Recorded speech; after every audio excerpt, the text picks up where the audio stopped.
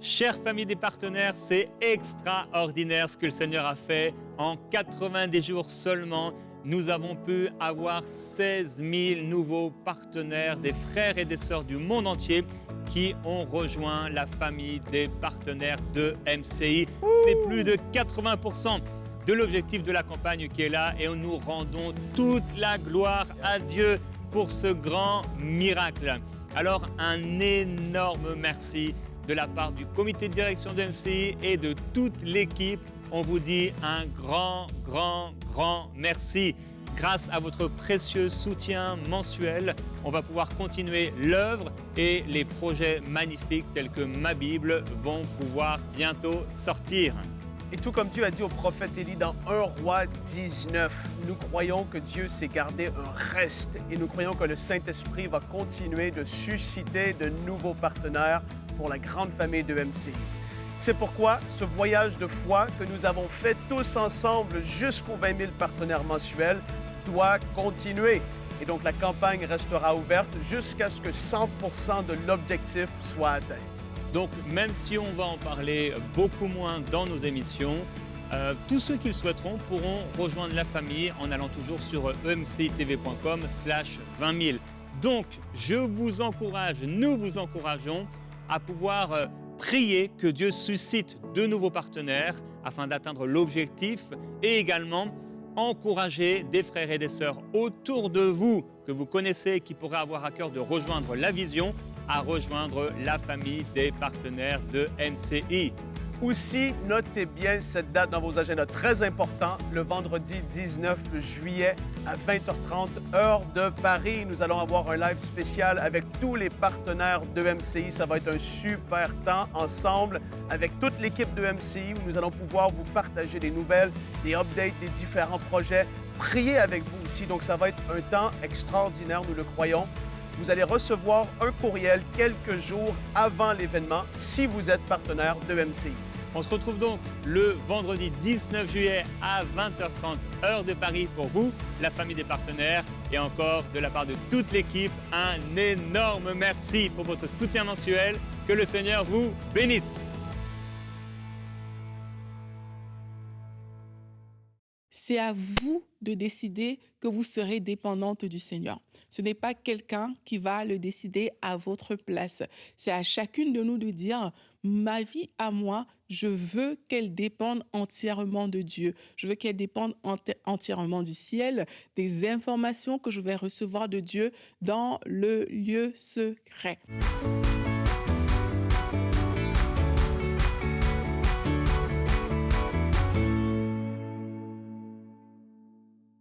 Bonjour à tous, quelle joie, quel plaisir de vous retrouver ce vendredi pour terminer cette semaine. On a eu la grâce d'avoir Annabelle, Alain Audercé et Yveline Lebeau qui nous ont partagé comment le Seigneur agit dans leur vie. Alain nous a parlé de cette belle relation qu'il a avec le Seigneur. Et on a vu ce magnifique témoignage d'Yveline. Et aujourd'hui, on veut continuer un peu dans cette même lancée dans laquelle on a commencé depuis lundi. On a parlé de Dieu, mon ami. Et aujourd'hui, on va parler de comment on peut vivre cette dépendance avec Dieu, comment on peut vivre cette vie authentique avec le Seigneur. Et je crois que connaître, apprendre en tout cas à vivre cette vie authentique, juste y aller, juste la vivre, eh bien, ça décharge de beaucoup de fardeaux et ça permet, bien entendu, de vivre de façon réelle, de façon vraie avec Dieu et ça fait toute une différence dans la vie. Alors aujourd'hui, c'est la dépendance à Dieu dont on va parler, comme je disais. Et l'une des choses, en tout cas, moi particulièrement, qui m'a souvent interpellée, je me suis déjà posé la question sur la base de ce que Jésus dit dans la Bible, dans Jean au verset 5. Jésus, il fait une déclaration, moi, qui m'a souvent challengée, en fait. Il dit, je ne puis rien faire de moi-même. Je juge selon ce que j'entends et mon jugement est juste car je ne cherche pas à faire ma volonté, mais la volonté de celui qui m'a envoyé. Et il le dit, le Fils, en fait, il ne peut rien faire de lui-même. Et parfois, on va l'entendre dire qu'en fait, il voit le Père faire avant de faire et il entend le Père dire avant de dire. Et moi, je me suis toujours dit, mais waouh! Jésus, en fait, la qualité de relation qu'il a avec Dieu, c'est une relation dans laquelle il faut qu'il voit des choses, il faut qu'il entende des choses avant de poser des actions. Mais lorsqu'on regarde à peu près la vie de plusieurs personnes aujourd'hui, c'est comme si Dieu doit rentrer dans notre programme à nous et Dieu doit s'ajuster à nos cases à nous. Et pourtant, quand on voit la vie de Jésus, on voit en fait que c'est Jésus qui s'ajustait aux cases de Dieu. C'est lui qui s'ajustait à la volonté de Dieu. Et tout ça est interpellant parce qu'on parle aussi de vie chrétienne authentique et on parle parfois, comme Alain Auderset disait, on a toute une vie en fait qui est devant nous, qui est bien réglée, mais parfois il faut oublier, il faut désapprendre les choses qu'on a appris peut-être depuis qu'on est petit. Vous avez peut-être grandi dans une famille chrétienne. Parfois il faut juste se dire, ok, je vais peut-être laisser ce que j'ai l'habitude de faire pour embrasser quelque chose de nouveau, pour embrasser quelque chose, bien sûr, qui cadre avec la parole de Dieu, mais qui sera bénéfique pour moi. Et aujourd'hui, alors que je vous ai partagé ce verset de Jésus qui dit qu'il cherche la volonté de Dieu, et également qui dit qu'il ne fait rien par lui-même, on va voir comment vivre cette vie chrétienne où on peut ne pas faire les choses par nous-mêmes, on peut vraiment passer du temps avec Dieu, avoir une relation avec Dieu qui fait en sorte que ce qu'on fait, on le fait avec lui. On ne le fait pas, on ne le met pas de côté lorsqu'on arrête de prier, par exemple. Non, mais il est là. Il est là aussi bien quand on est au travail. Il est là quand vous êtes en train de faire à manger pour vos enfants. Il est là quand on est en train de parler là ensemble. Il est là, il est avec nous. Mais comment faire pour vivre cette vie, non pas juste de façon théorique, mais plus de façon pratique? On va le voir. Et la première chose que j'aimerais partager avec vous aujourd'hui, c'est juste de vous dire, c'est à vous de décider que vous serez dépendante du Seigneur. Ce n'est pas quelqu'un qui va le décider à votre place. C'est à chacune de nous de dire, ma vie à moi, je veux qu'elle dépende entièrement de Dieu. Je veux qu'elle dépende entièrement du ciel, des informations que je vais recevoir de Dieu dans le lieu secret. Je reviens encore sur Alain Auderset. Il nous a raconté comment il a écrit ce livre dont on a parlé. Et en fait, le Seigneur lui communiquait des choses. Il avait ces 3 heures et pendant ces 3 heures, le Seigneur lui communiquait des choses.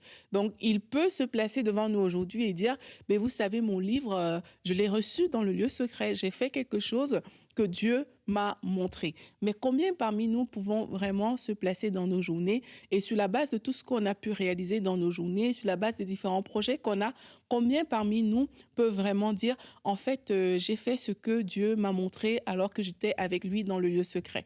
Quelquefois, on ne le dira pas. On ne le dira pas pourquoi? Parce qu'on est habitué à vivre sur la terre de façon indépendante. On est habitué à vivre la vie qu'on s'imagine, à faire les choses comme on pense qu'elles sont bonnes, qu'on devrait faire, mais on n'est pas habitué à est-ce que j'ai vraiment vu ça quelque part? Le modèle, il vient d'où? Est-ce qu'il vient tout simplement de la société? Ou alors, est-ce que le Seigneur me l'a montré dans le lieu secret? Et j'aimerais qu'on soit des femmes vraiment qui voient dans le lieu secret pour pouvoir faire ce que le Seigneur attend de nous. Et l'une des façons de le faire, comme j'ai dit, c'est de décider que ma vie va dépendre des informations que j'ai reçues de Jésus-Christ. Ma vie ne va pas juste dépendre de ce que je vois dans mon entourage. Ma vie ne va pas juste dépendre de ce que j'estime être bien. Ma vie va dépendre de Jésus parce qu'il est mort et il est ressuscité pour qu'on puisse dépendre de lui. Et je vais vous expliquer une chose et on va remonter dans le jardin d'Éden parce que c'est là-bas que cela a eu lieu. On doit arriver à comprendre en tant que chrétien que Jésus-Christ est mort et ressuscité pour qu'on ait une relation, une connexion avec Dieu. Et cette connexion, elle a tout simplement été perdue par Adam dans le jardin d'Éden. Et pour vivre sur cette terre, Jésus a prévu qu'on vive dans cette relation-là. Tu ne peux pas tous les jours vivre en dehors de cette relation et penser que tu es en train de vivre une belle vie. Tu te trompes.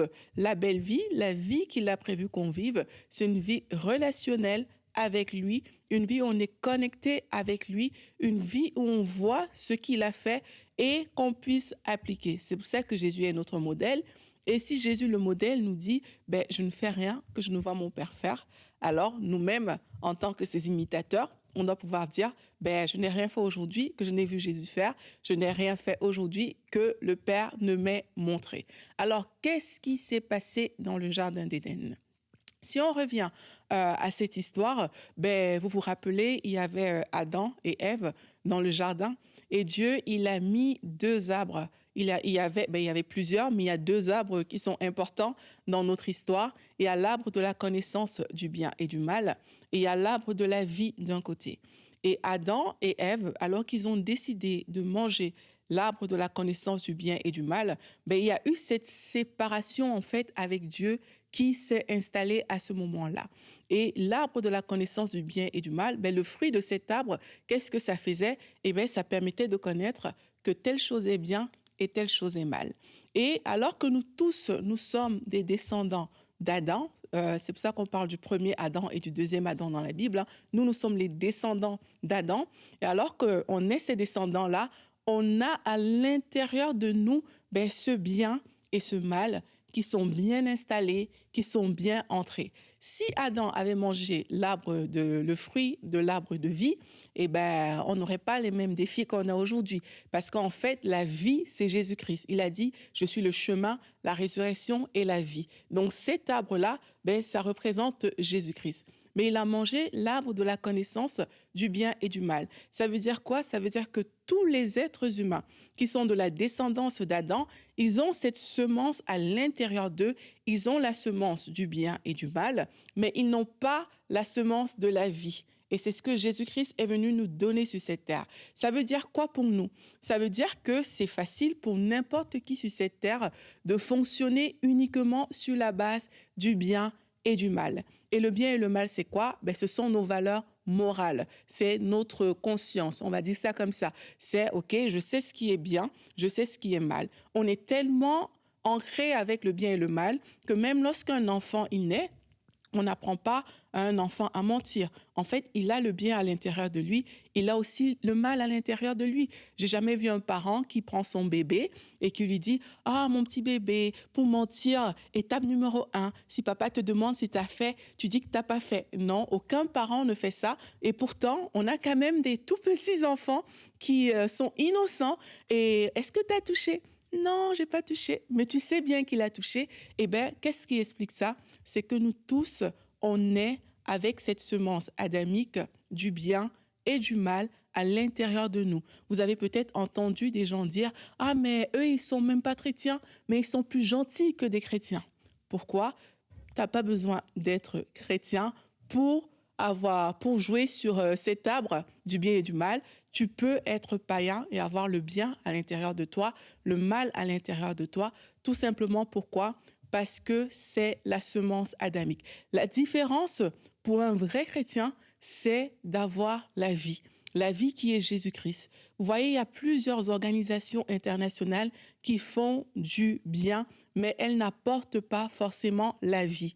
Mais en tant qu'enfant de Dieu, on peut décider que je ne vais pas juste fonctionner sur la base du bien et du mal, je ne vais pas juste fonctionner sur la base de mes valeurs morales, mais je vais fonctionner sur la base de la vie.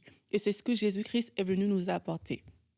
Tu ne peux pas dire que tu dépends de Jésus si tu fonctionnes seulement sur la base du bien et du mal. Je fais les choses bien, ça veut dire que j'irai au ciel. C'est pas comme ça que ça fonctionne. Si on est enfant de Dieu, ça veut dire qu'on fonctionne sur la base de la vie. Dans la vie, il y a le bien, mais dans le bien, il n'y a pas forcément la vie. Et c'est important de comprendre ces choses. Jésus-Christ, lorsqu'il était sur la terre, il a toujours fonctionné avec la vie. C'est pour ça qu'on vient, par exemple, le voir et on va lui dire, voilà, il y a cette femme adultère, elle a péché, voici ce que la loi dit, etc., il faut la lapider. Mais il dit que celui qui n'a jamais péché lance la première pierre. Lui, il est en mode vie. Il n'est jamais en mode bien et mal. La loi dit qui a péché va mourir. Mais lui, il n'est pas dans ce cadre-là. C'est un peu la même sagesse qu'on retrouve avec le roi Salomon. Lorsque les deux femmes prostituées arrivent devant lui et lui posent ce problème d'enfant, Salomon a choisi la vie. Et Jésus, il fonctionne sur la base de la vie.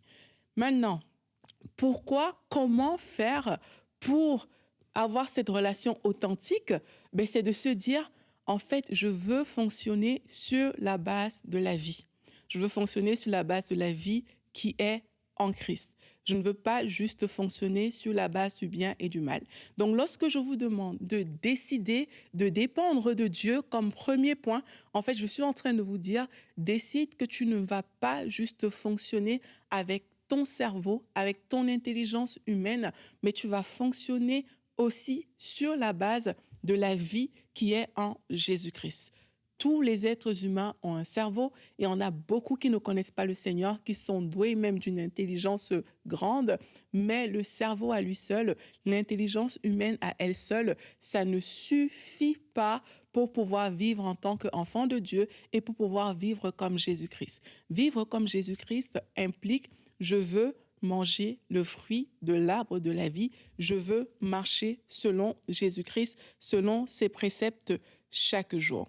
Et dès l'instant où tu vas juste poser cette base dans ta vie, eh ben, ce qui va se passer, c'est que tu vas plus juste prendre tes décisions comme « Ah, ok, ça semble bien, j'y vais. Ça semble mal et j'y vais pas. » C'est plus juste comme ça qu'on va prendre ces décisions. On va apprendre à vivre une vie dans laquelle on pose des questions à Dieu. Donc, c'est la deuxième chose que je veux t'encourager de faire aujourd'hui. Une fois que tu as décidé d'être dépendante de Dieu, c'est de dire il faut que je commence à poser des questions à Dieu sur ma vie. Il est l'auteur de notre vie, il est la source de notre vie. Et comme Annabelle me disait tout à l'heure, alors que je chantais cette chanson, le Saint-Esprit, c'est notre besoin. Notre besoin, c'est pas d'abord d'avoir des choses. Le Saint-Esprit est notre besoin parce qu'il est la source de vie. Il est la source de ta vie. Et quand tu vas commencer à lui poser des questions sur ta propre vie, Seigneur, qu'est-ce que tu veux qu'on fasse aujourd'hui? Comment est-ce que tu veux qu'on fasse ces choses? Je suis né pour faire ton plaisir. Montre-moi comment le faire. Comme Alain Auderset disait, est-ce que tu as déjà demandé à Dieu comment vas-tu? Est-ce que tu as déjà demandé à Dieu qu'est-ce que je peux faire pour te faire plaisir aujourd'hui? Comment on va faire pour vivre aujourd'hui? Parce que ma vie doit répondre à ton dessein, à ton plan, à ta volonté, à ce que tu as prévu. Quand tu vas commencer à poser ces questions à Dieu, tu vas voir que ta relation avec Dieu sera différente. On parle de relations authentiques. Des choses véritables et authentiques vont vraiment se mettre en place dans ta vie parce qu'on rentre dans le relationnel. Il y a trop de personnes qui séparent leur vie comme s'ils ont 1 million de vies. On a une seule vie et cette vie, elle doit se faire dans une relation avec Dieu. Et alors qu'on est en relation avec Dieu, tous les domaines de notre vie sont comblés en fait. Dieu ne veut pas être une chose parmi tant d'autres. Dieu veut être le centre de tout. Et lorsqu'on décide de le mettre au centre de tout, c'est comme ça que dans les différents aspects de notre vie, que ce soit au travail, que ce soit la relation dans le couple, que ce soit avec les enfants, le fait qu'il soit au centre, il va découler sur toutes ces choses-là de façon naturelle. Il y a trop de personnes qui prennent un temps avec Dieu pour prier, mais le reste de la journée, c'est comme si on oubliait Dieu et on revenait encore un temps pour prier. Mais moi, personnellement, je ne pense pas que c'est comme ça qu'on est appelé à vivre. C'est une relation permanente. Et dans cette relation-là, oui, il y aura peut-être des temps à part. Je vous encourage souvent à prendre des rendez-vous avec Dieu. Il y aura des temps à part, mais la vie ne s'arrête pas après ce rendez-vous. La relation ne s'arrête pas là. Elle est permanente et elle est continue. Donc, commencez à poser des questions à Dieu. Seigneur, qu'est-ce qu'on fait aujourd'hui? Comment je peux te plaire aujourd'hui? Ne lui posez pas seulement les questions sur vos challenges. Si vous pouvez aussi, ce n'est pas interdit. Mais posez-lui des questions qui vont dans le sens aussi de lui faire plaisir, tout simplement. Seigneur, qu'est-ce que tu veux qu'on fasse aujourd'hui? Vous vous réveillez le matin, Seigneur, qu'est-ce qu'on fait aujourd'hui? Et je veux juste que tu sois avec moi. Le plus important même, c'est même pas tant que ça qu'on brille. Le plus important, c'est que Jésus, il est avec nous alors qu'on fait des choses. Le plus important, c'est qu'on marche main dans la main avec lui. Et quelquefois, on va dire, je pourrais prier par exemple pour dire Seigneur, donne-moi de bien parler dans cette émission, touche les cœurs, que les femmes qui nous écoutent soient touchées, etc. Mais vous savez, parfois, je choisis juste de dire à Jésus, sois avec moi. C'est aussi une chose que Alain Auderset me partageait parce que je trouve qu'il y a beaucoup de points dans ce qu'il dit qui me rejoignent fortement. C'est sois avec moi aujourd'hui, Seigneur. Dans cette émission, je veux juste que tu sois là. Ta présence à elle seule est suffisante pour combler tout le reste. Et parfois, c'est juste ça qu'il faut demander à Dieu. Et si vous êtes quelqu'un qui entretenait cette relation, vous allez voir qu'à certains moments, vous allez le sentir. À certains moments, vous savez qu'il est là. Vous n'avez pas besoin de parler, vous savez qu'il est là. Parfois, il y a une joie qui va venir. Parfois, moi, je peux ressentir la présence de Dieu au point où je lui demande, Saint-Esprit, qu'est-ce que tu veux? Parce que je sens qu'il est là. Et je suis comme, qu'est-ce que tu veux? Parce que ce n'était pas moi qui avais prévu les choses comme ça, mais c'est lui. Alors, qu'est-ce que tu veux? Qu'est-ce que tu veux faire là, en ce moment? Donc, c'est important de poser les questions à Dieu. C'est important de ne pas juste faire les choses selon l'urgence des situations. S'il ne répond pas, attends. Voilà mon troisième point. C'est apprendre à attendre dans la présence de Dieu. Et trop de personnes n'attendent pas assez, en fait. Ils n'attendent pas dans la présence de Dieu. C'est qu'on est venu, on a posé une question à Dieu et puis soit on veut la réponse tout de suite, soit on la veut dans la semaine, mais on n'est plus prêt à attendre. Mais il y a une puissance derrière l'attente. En fait, l'attente montre que tu as la volonté que ce soit Dieu qui fasse en fait pour toi. Tu as la volonté que ce soit Dieu qui te dirige. Et je me rappelle une fois, j'étais face à un choix. C'était vraiment difficile pour moi. J'étais face à un choix et je ne savais pas quoi faire. Vous savez, quand on doit choisir entre le bien et le mal, comme je disais, c'est facile de dire que, OK, ça c'est mal, ça c'est bien, je choisis le bien. Mais parfois, on doit choisir entre deux choses qui sont bonnes. Ou quand tu regardes, tu te dis, en fait, les deux sont bien. Il n'y a pas une chose qui est moins bonne que l'autre. Et je me disais, mais qu'est-ce que je dois faire? Et je priais et puis ça semblait comme... je semblais ne pas avoir de réponse immédiate, un peu comme tout le monde. On veut pas on veut des réponses parfois soudaines et immédiates. Mais là, j'avais pas de réponse. Mais dans cette situation, parce que je sais aussi que les enjeux étaient importants, j'ai décidé que, Seigneur, si tu ne parles pas, je ne bouge pas. Et vous savez, la pression de l'entourage est quelque chose qui est parfois terrible, parce que en fait, autour de toi, tout le monde a déjà décidé, et puis on attend que toi, en fait. Tout le monde sait déjà exactement ce qu'il faut faire, mais moi, je ne savais pas ce que je devais faire parce que tout me semblait bien, tout me semblait, les deux choix que j'avais à faire me semblaient très bien. Moi, je ne savais pas quoi faire. Puis le temps passait. Une semaine, un mois, 2 mois. OK, Aurélie, c'est peut-être temps que tu te décides. Mais c'était très fort parce que j'ai appris aussi ce qu'on appelle la marche par la foi à ce moment-là. J'ai appris aussi à... Les gens peuvent suivre un chemin, mais tu n'es pas obligé de le suivre. Tu apprends aussi dans ces temps-là à peut-être marcher sur l'eau, à faire des choses qui te semblent inconfortables. Tu as des nouvelles révélations avec Dieu. Et ce qui s'est passé pour moi dans l'histoire que je vous raconte là, c'est qu'à un moment, comme ça, j'ai reconnecté avec une amie d'enfance, on peut dire, parce qu'on était adolescente. On se connaît depuis qu'on est ado. Donc, j'ai reconnecté avec une amie d'enfance. Et sincèrement, c'est pas... quand on a certains défis, c'est pas forcément les premières personnes à qui tu vas t'agresser. C'était pas forcément à elle que j'allais penser en premier. J'allais peut-être penser à un illustre pasteur, à je sais pas qui, à un grand conseiller. Mais alors que j'étais en train d'attendre la réponse de Dieu, je vous assure, Dieu m'a conduit vers une amie d'enfance que ça faisait des années qu'on s'était pas vus. Et en parlant avec elle, j'ai eu toutes les réponses. Il y a eu bien sûr aussi un soutien spirituel, je vais appeler ça comme ça, de mon pasteur, mais j'ai eu toutes les réponses en parlant avec elle. Toutes les réponses auxquelles j'avais besoin. Elle ne me parlait pas forcément avec un langage spirituel, mais elle mettait le doigt sur des choses et je sentais une direction, une avancée, une percée. Et quand on a fini, et parce qu'on se parlait presque tous les jours, quand on a fini dans cette période-là, je vous assure, mon choix, il était fait. Et je suis convaincue aujourd'hui que c'était le choix de Dieu. Mais combien de temps ça a pris? Ça a pris du temps à attendre, à prier. Seigneur, montre-moi, montre-moi, montre-moi. J'attends, j'attends, j'attends.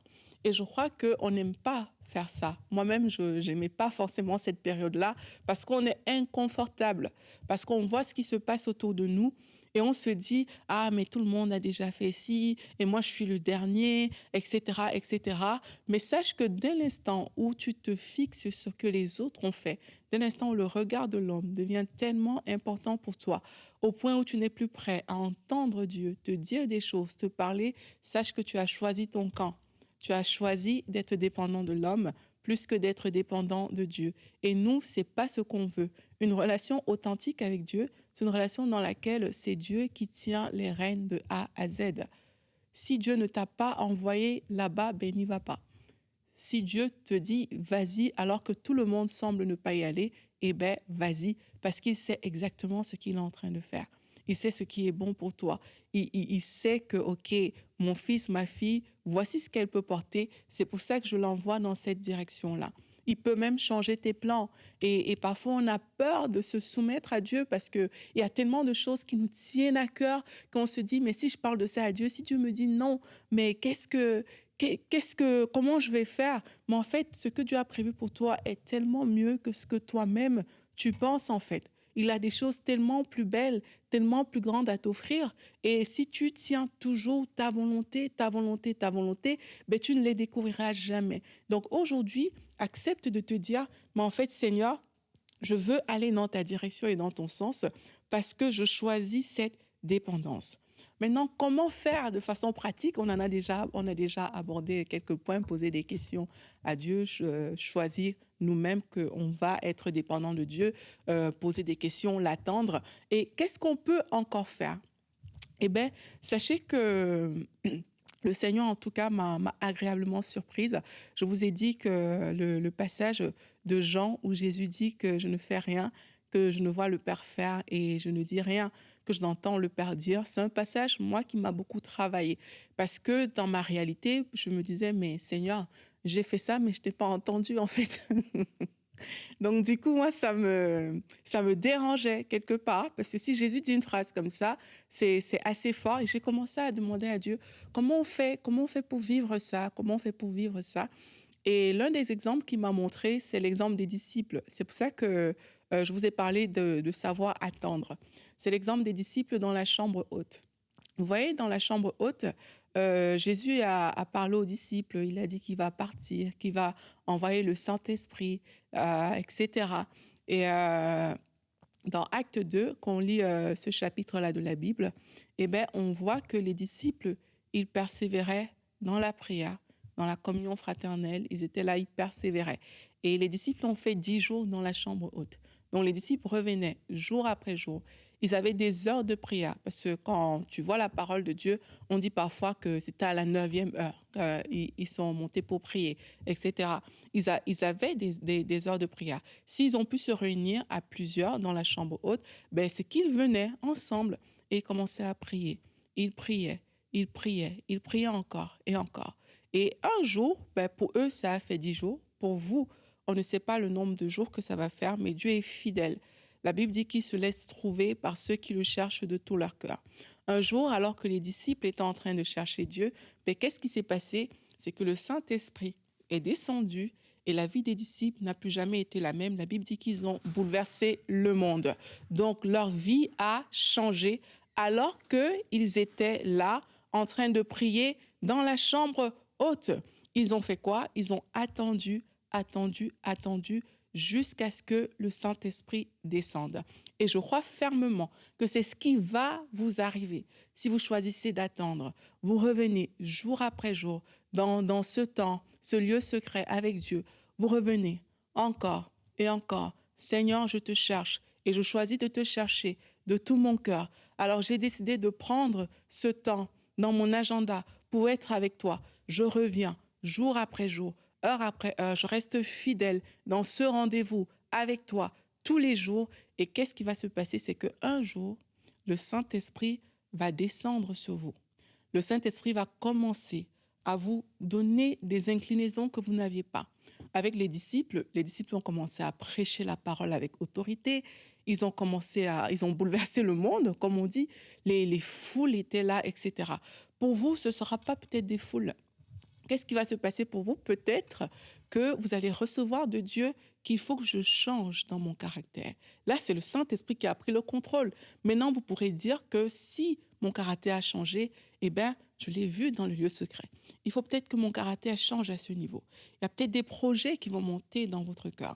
Et vous allez vous dire, ah, mais j'ai envie, je ne sais pas, de parler à Dieu, à mes voisins, de telle manière ou de telle manière. C'est un projet que le Saint-Esprit commence à télécharger dans votre cœur parce que vous êtes en train d'attendre.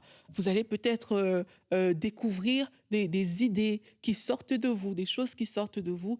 Eh bien, sachez que c'est parce que vous avez passé ce temps, jour après jour, vous êtes revenu avec fidélité dans la présence de Dieu. C'est parce que vous avez passé ce temps que Dieu, dans sa fidélité, vous a rencontré et a mis des choses dans votre cœur que vous ne vous doutiez pas vous-même. Moi, je l'ai vécu moi-même à titre personnel. Je le dis souvent par rapport au livre que j'ai écrit, Mon ambition, c'est Christ.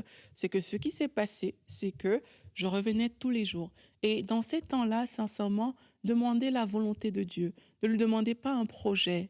Ne lui demandez pas, Seigneur, je veux faire tel projet, montre-moi. Non, on vient parce que c'est lui qui compte. Ce n'est pas l'appel qui compte à ce moment-là. C'est pas ta volonté qui compte. C'est pas tes souhaits et tes désirs. C'est Jésus-Christ lui-même qui compte. Et moi, je revenais chaque jour et je disais, Seigneur Jésus, mais c'est toi que je te veux, etc., etc. J'ai pas compté le nombre de jours que j'ai fait comme ça parce que je savais pas que j'allais l'enseigner un jour. Mais je sais que je suis restée là pendant plusieurs semaines comme ça. Et à un moment, j'ai commencé à avoir mes prières qui changeaient. C'est comme ça que ça s'est manifesté pour moi, mais c'est pas obligé d'être comme ça chez tout le monde. J'ai commencé à avoir mes prières qui changeaient. Et quand mes prières ont commencé à changer, tellement ça a changé que je les ai enregistrées. Et alors que j'enregistrais ces prières-là, ben, j'étais loin de me douter que ça deviendrait un livre. C'était juste un enregistrement de prières que je faisais. Et après, concours de circonstances, etc., je fais une histoire très courte. J'ai su par la suite que, alors que tu dois écrire, va dans ces prières-là et il y a quelque chose que Dieu veut faire sortir de là. Et j'ai compris que, alors que j'ai demeuré dans la présence de Dieu, chaque jour, je revenais, je demandais juste lui et juste lui, et ce qu'il a fait, c'est qu'à un moment, le Saint-Esprit est descendu dans mon cœur, a téléchargé cette façon de prier qui n'était pas la mienne, et il est ressorti quelque chose qui peut bénir les autres. Et ça, c'est mon histoire à moi, mais je crois que c'est pareil, en fait, pour toutes les personnes qui décident d'aller dans la présence de Dieu pour le rechercher, lui. Une vie authentique avec Dieu, avec Jésus-Christ, c'est une relation dans laquelle il est ce qui compte plus que tout. Il compte même plus que votre vie. Vous vous rappelez de ce passage biblique où on dit qu'il y a ce marchand qui a trouvé une perle précieuse et il a vendu tout ce qu'il avait pour acquérir cette perle précieuse. Eh bien, c'est la même chose dans la relation avec Jésus-Christ.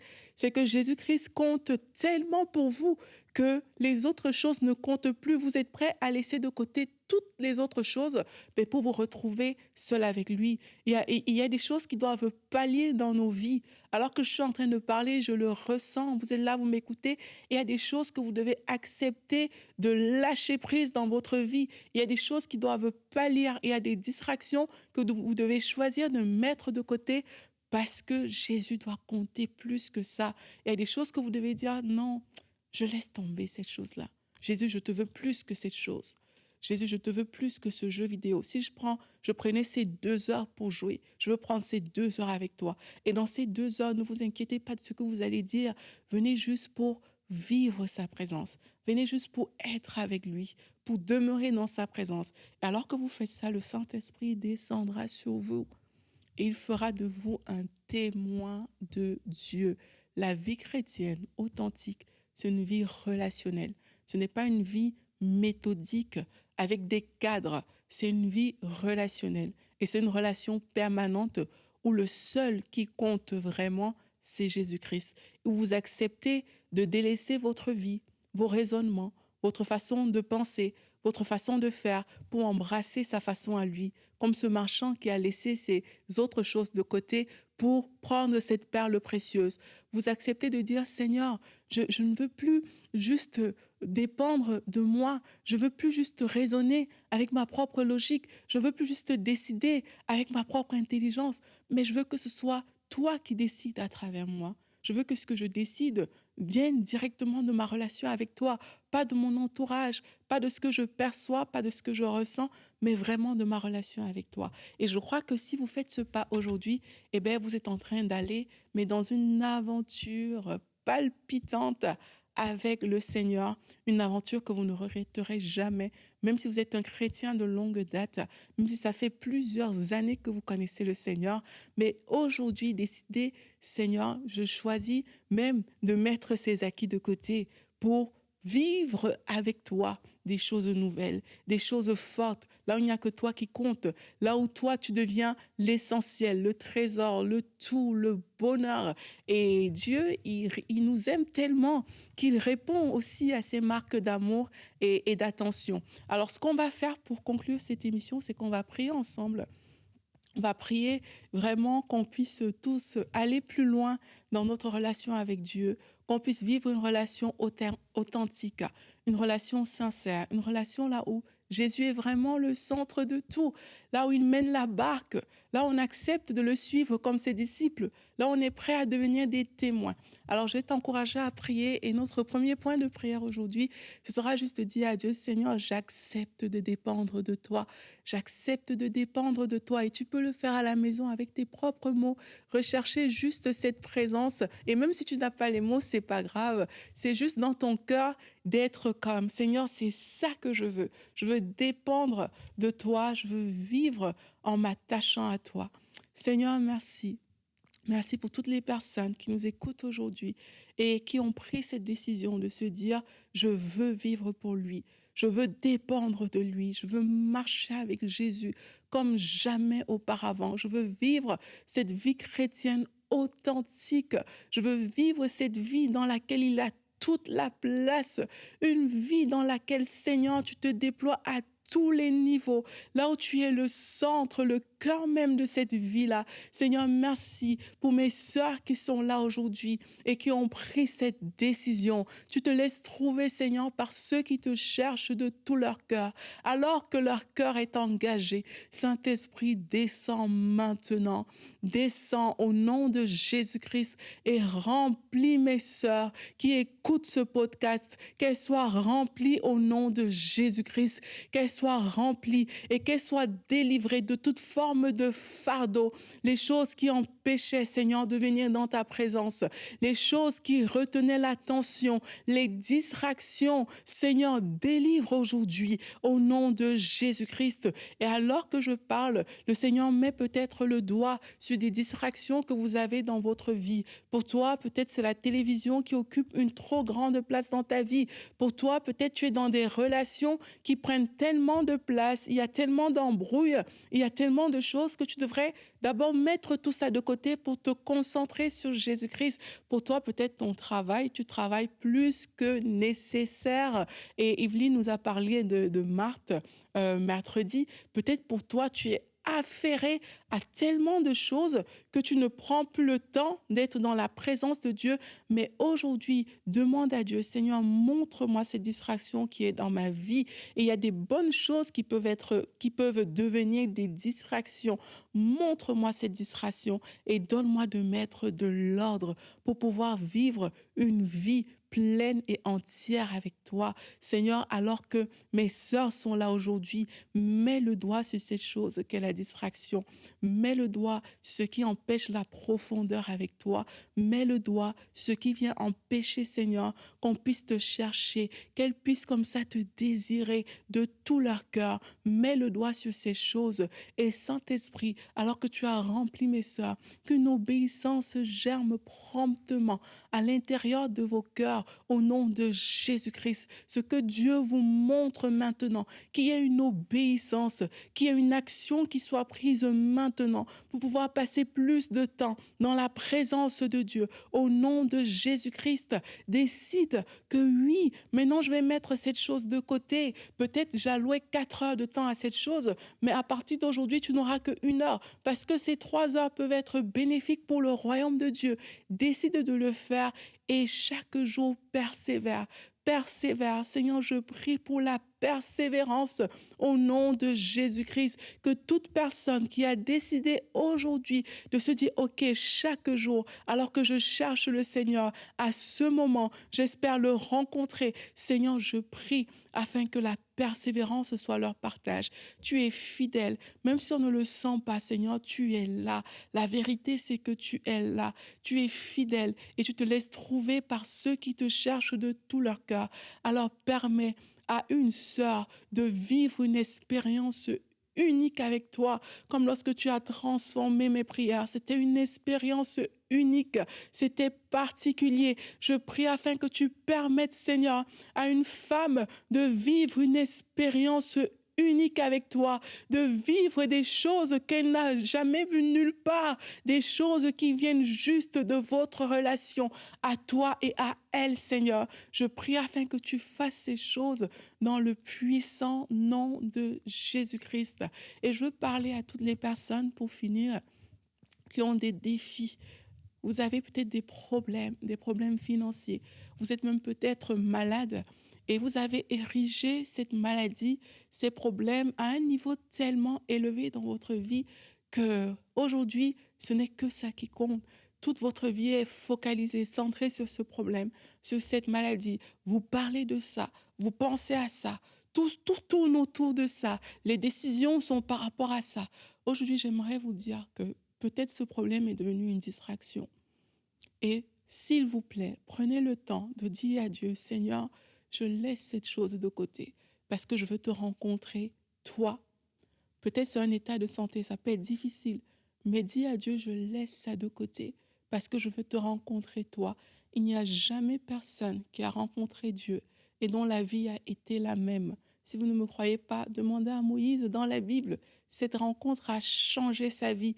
Demandez à Paul, demandez aux disciples. Leur vie a été radicalement changée parce qu'ils avaient les yeux sur Dieu lui-même et non sur les problèmes autour d'eux. Les problèmes, il y en aura toujours, mais notre Dieu, il est fidèle. Alors qu'on recherche premièrement le royaume et la justice de Dieu, il nous promet que toutes les autres choses nous seront données par-dessus tout. Les problèmes seront solvés, si on le dit, par-dessus tout, mais recherchons premièrement Jésus-Christ, le seul, l'unique, celui qui fait battre nos cœurs, celui qu'on aime profondément. Recherchons-le d'abord et on pourra vivre cette vie chrétienne authentique, dans sa présence, sans gêne, sans masque, juste une relation authentique, vraie, efficace. Et c'est ce que je vous souhaite à tous. Alors, on va se retrouver bientôt avec Annabelle et toute l'équipe pour une nouvelle émission de À table avec Annabelle. Que Dieu vous bénisse tous. À très bientôt. Bye bye.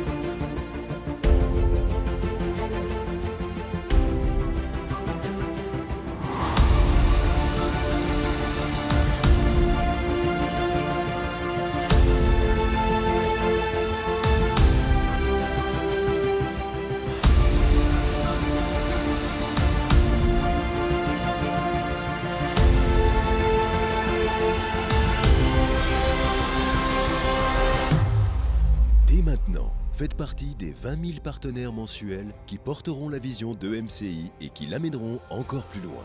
Pour faire votre don, rendez-vous sur emcitv.com/20 000.